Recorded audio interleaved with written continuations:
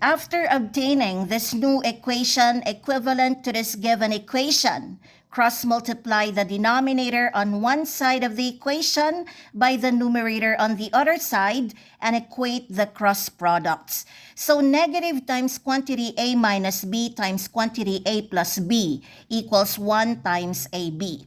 Copy the negative in front of the grouping symbols.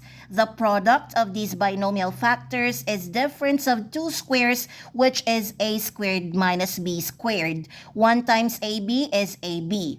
Then square both sides and apply the power of a product law of exponents. Square the negative sign, square this binomial difference, and square each factor of this product. The square of negative is positive. The square of this binomial difference is a raised to the fourth power minus 2a squared b squared plus b raised to the fourth power. Add 4a squared b squared to both sides of this equation. By combining like terms, the left side is simplified into a raised to the fourth power plus 2a squared b squared plus b raised to the fourth power, which is identical to this trinomial expression. The right side is simplified into 5a squared b squared. This is the monomial expression equivalent to this trinomial expression.